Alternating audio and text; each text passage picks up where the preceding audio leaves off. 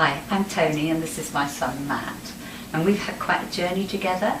Matt was playing rugby, cricket, all sorts of things at school, and then suddenly he started to become really, really tired, and this was after a vaccine that he'd had, but at the time I didn't really associate it with that, and things gradually got worse.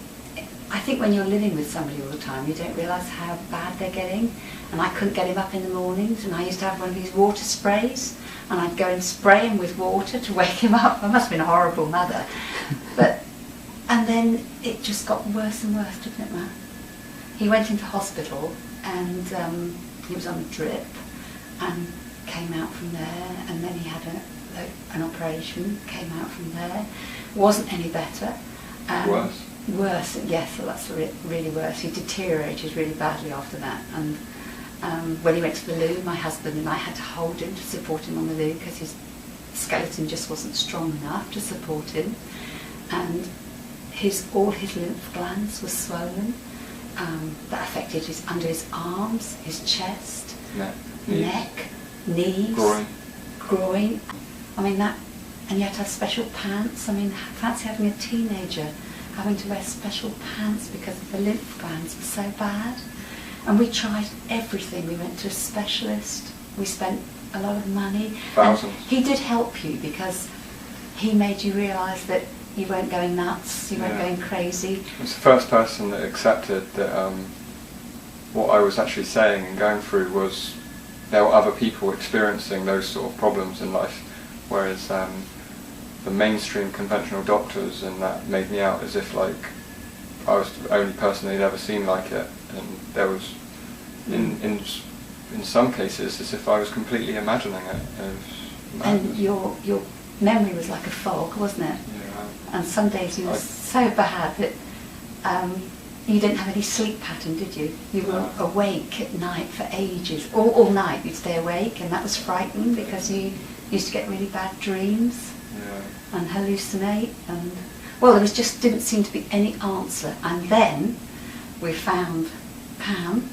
I'd also like to add that, like with my sleep pattern, I remember one time you got worried because I went to sleep on it was a Thursday, and I didn't wake up till the Sunday night. I don't know if you remember that, and I mean I'd be asleep for several days without waking up. Yeah, it was just crazy. And my husband and I, if I got really worried that Matt, sometimes we wondered whether he'd get through this, so we always made sure that if he had a really bad spell, one of us stayed through the night. And I'd often stay up in his room and just hold his hand because it was so scary, wasn't it? And then the interesting point is I don't remember that. I don't have a recollection. Some of the pits were really low. My memory's blank. I don't have a recollection of it. I don't know why. But I don't remember those days. But then we found NCD, and you had to change your diet, didn't you? You went on a root vegetable diet for I had, 2 years. Really serious allergies. Allergies to the most basic things like apples, pears, broccoli, cauliflower. I mean, pretty much all food I was allergic to. I wouldn't say allergic because I didn't have allergic reactions, like, as in it wasn't going to kill me, but it would be in the form of diarrhea, sickness. Oh, I've forgotten about the diarrhea. Diarrhea every day for several years. And I mean, the only food I could eat was potato, parsnips, carrots, beetroot. Was that it? There wasn't much more. Maybe root vegetables. One or two other items. And you had a leaky gut, didn't you? Yeah, and I just physically couldn't eat any other food, so I had to, after the NCD, started taking the NCD, I had to stick with that diet for 6 months, and then after 6 months I was able to reintroduce each food item one by one, and by doing that I was able to eliminate every single allergy, whereas now I can eat anything. The only thing I limit is wheat, which is like gluten, because I can only tolerate a small amount of that, but I tend to avoid it completely because I don't believe it's a good food, but I'm able to eat everything, which is amazing. But when you started taking NCD, you knew immediately, didn't you? Oh, absolutely, I kind of, from going what I went through, I kind of became quite aware of my body. I was very sensitive to all sorts of different things, like electromagnetic, and just got a great awareness, sort of like a spirituality sort of sense in my body. And I always knew, even before I found NCD, that I would get better one day, and I made promises to everyone, even though they thought I was pretty much going out. I was like, no, you give me 6 months, I'm going to be back in shape. Obviously it never happened, not for a long time afterwards. Yeah. But I knew I was going to get better, and when I first started taking NCD, I think it was day 1, I knew that intuitively, I knew that was going to be a turning point. And yeah, I remember when you took it, so this is great. Yeah. You felt the difference. Although, I mean, I had to build myself up nutritionally, and I had to do a lot of work on building my strength back up with sort of basic vitamins, getting all those. Obviously, I had loads of deficiencies, and really rebuilding my body. But I remember when I took you down to the beach, and you looked like a sparrow. Yeah.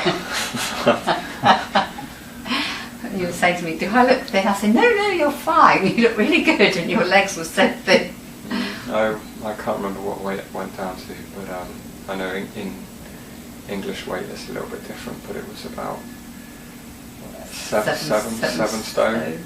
I don't know what that converts to in American weight or metric, but it was very underweight. And yeah, that's all changed now. And it's wonderful, isn't it? Yeah. Life's good again.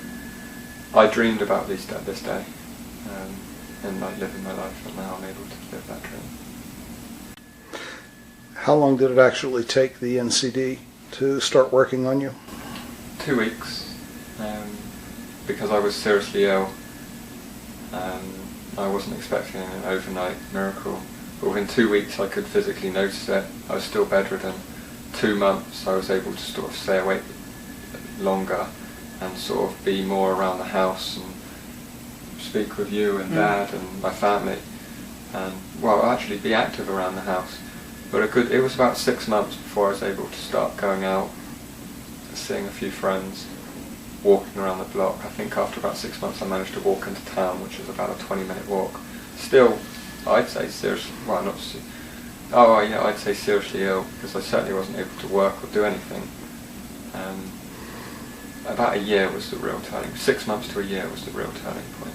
21st birthday, we had a small party, didn't we, which would have been unheard of before. And that's another thing, because I remember on my 21st birthday we had the fence painted, and I mean I was so sensitive to any chemicals for a long time afterwards.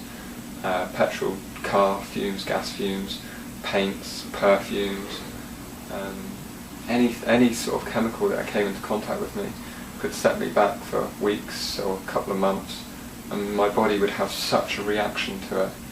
And again, that's something that's completely disappeared. I adamantly believe that it was the toxicity that took my life away from me, and I think that's a problem that we need to address in our world now, and I want to make a positive impact on the world and be part of a sort of evolution of consciousness and making a difference. That's what I want to do. Well, it's been a huge journey for both of you. I know your whole family has taken this journey, and I know it's a very painful journey, but your sharing with us today hopefully will help many other people who are in this journey and have lost hope. And I think this is a good thing, and I congratulate you both, having made this journey and come through the other side, and especially that you're helping so many other people, because I've heard you speak now a couple of times, and we'll get this video up, and I think a lot of people will see it, and I think you will have a huge impact for the good on the health of thousands and thousands of people worldwide. So, Matt and Toni, thank you ever so much. Can I add one more point? Please. All the way through, I always believed that I would get better, and I never gave up hope. I know my sort of ex-girlfriend, she's actually a medical doctor, and she thought in her training, she knew or was told that you'd never get better, never recover from that, and I always told her that I would. and I find it really hard to work with people or try and help people when they don't believe that they're going to get better. I don't know how you can believe that. I mean, surely you want to go on and fight, or you want to do your best, and that's the way I looked at it, and I did everything I could to make it. And but you've got to find something there, haven't you, Matt, like NCD? That's what some people don't realise. And it was a fight. There were challenges. I mean, I had blips where I went downhill. Suddenly I was getting better, and suddenly I plummeted again for real no reason, and you have to pick yourself up and get back on track. So it's not a simple taking the product or working on your health and just magically getting better. I mean, even I think 6 months, even a year down the line, I crashed and suddenly went massively downhill. But slowly, those blips that you go through get less and less. And that's probably emotional, though, isn't it? Emotional, mental. Yeah. It's tough. You've got to really work on it, and that's a whole other object to getting better in itself. And I think it's important, and some people don't realise that.